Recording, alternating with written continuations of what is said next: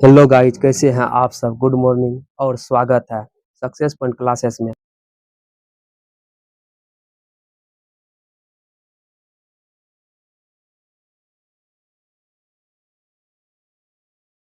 आज हम केमिस्ट्री का धातु और अधातु का नेक्स्ट क्वेश्चन देखेंगे। आप 93 तक देखे थे, जिसमें अयस्कों का संबंध की कौन कौन सी विधियां हैं, जिसमें हम बताए थे अयस्कों के संबंध के 6 विधि, जिसमें पहला था हाथ से चुनकर, दूसरा गुरुत्व पृथक्करण विधि, फेन पल्लवन विधि, और चौथा गलनिक पृथक्करण विधि, पांचवा था चुंबक की पृथक्करण विधि, और छठा था निक्षालन विधि।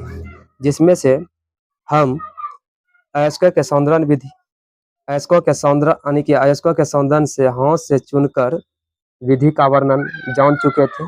उसके बाद दूसरा जो था अयस्क के सौंदर्य का गुरुत्व पृथक्करण विधि, वो भी जान चुके थे।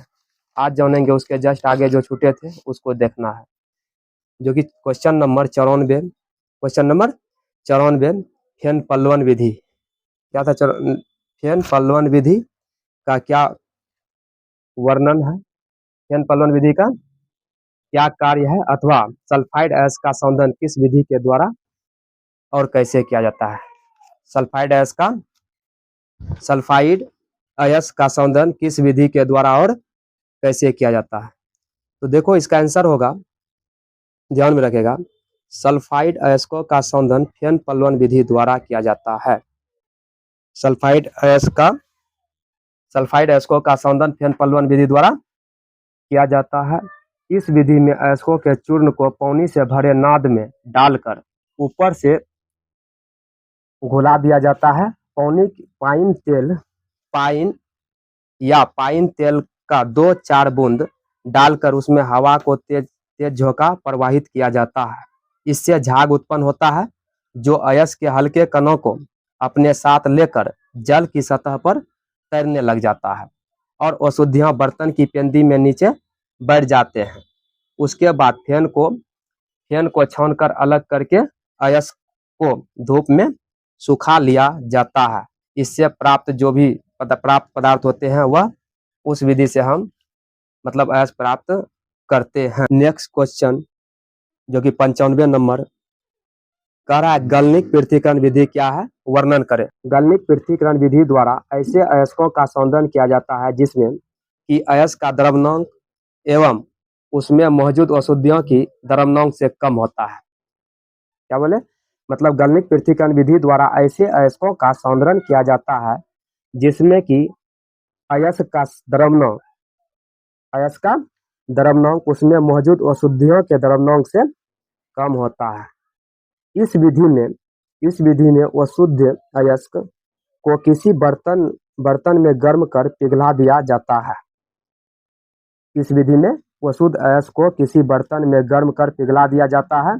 उसके बाद पिघले हुए अयस्क को किसी धातु तल पर प्रवाहित किया जाता है। इससे अयस्क तल पर आगे बढ़कर अलग हो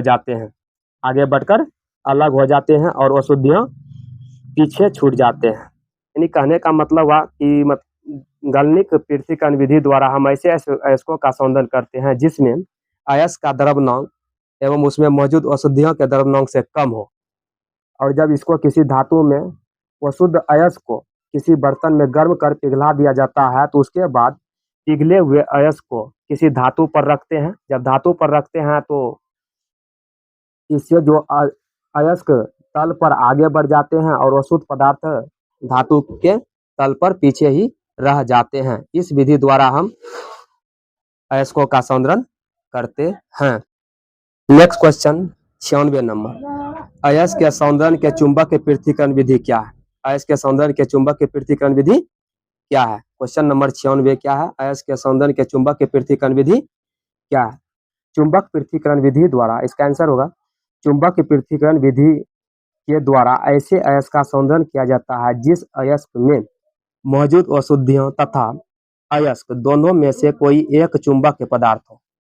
यानी कि चुंबक पृथक्करण विधि द्वारा ऐसे अयस्क का संशोधन किया जाता है जिस अयस्क में मौजूद अशुद्धि तथा अयस्क दोनों में से कोई एक पदार्थ क्या हो, चुंबक के हो। इस विधि से अयस्क के महीन चूर्ण को एक विद्युत चुंबक बेलन के बेल्ट पर डालकर मशीन को चालू कर दिया जाता है, जिससे अयस्क अशुद्धि के साथ फीता पर आगे बढ़ते हुए चुंबक चक्र के निकट पहुंचता है।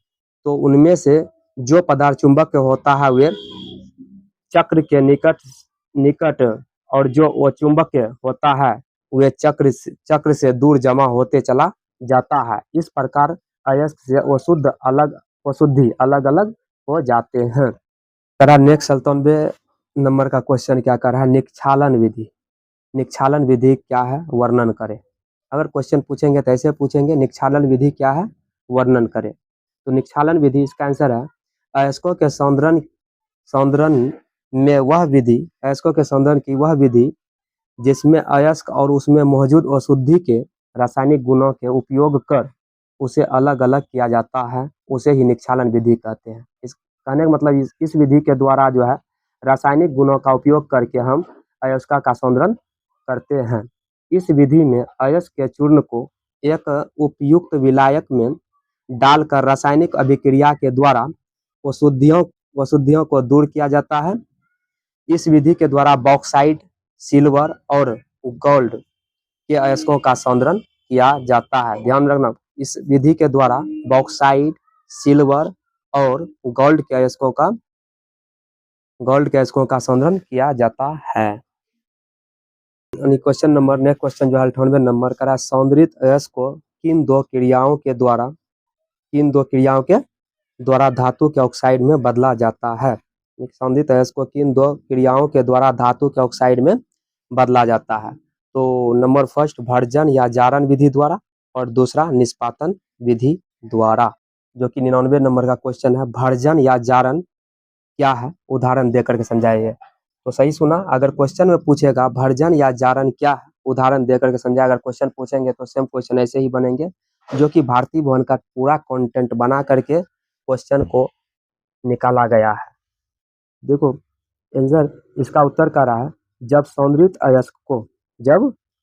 अयस्क को वायु के पर्याप्त मात्रा में उसके द्रव्यमान से कम ताप पर गर्म करके धातु के ऑक्साइड में बदला जाता है।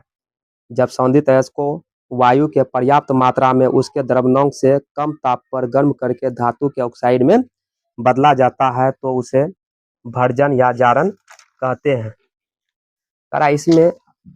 इसमें अयस्क में मौजूद आर्सेनिक एवं अन्य अशुद्धियां वाष्प बनकर बाहर निकल जाता है। इसका उपयोग सल्फाइड अयस्क को धातु के ऑक्साइड में बदलने के लिए किया जाता है। इसमें जो है अयस्क में मौजूद आर्सेनिक एवं अन्य अशुद्धियां वाष्प बनकर बाहर निकल जाता है। इसका उपयोग सल्फाइड अयस्क को धातु के ऑक्साइड में बदलने के लिए किया जाता है। जैसे समीकरण zinc sulphide ZnS, zinc sulphide को जब अभिक्रिया कराया जाता है ऑक्सीजन से, डाइऑक्सीजन O2 से, गर्म करने पर ZnO यानी कि धातु का ऑक्साइड प्लस SO2 मतलब सल्फर डाइऑक्साइड क्या होते हैं, मुक्त होते हैं। नेक्स्ट क्वेश्चन जो कि 100 नंबर क्वेश्चन होंगे, निष्पादन क्या है, उदाहरण देकर के समझाइए। निष्पादन क्या है, उदाहरण देकर के समझाइए। तो इसका आंसर होगा, सौंदर्यित अयस्क को वायु के अनुपस्थिति में उसके द्रव्यमान से कम ताप पर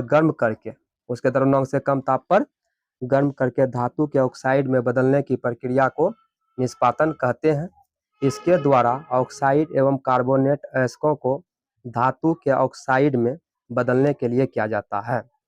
इसके द्वारा ऑक्साइड एवं कार्बोनेट अयस्कों को धातु के ऑक्साइड में बदलने के लिए किया जाता है। जैसे calcium carbonate CaCO3, calcium carbonate को जब गर्म करते हैं तो टूट जाते हैं, कैल्शियम ऑक्साइड और कार्बन डाइऑक्साइड गैस के रूप में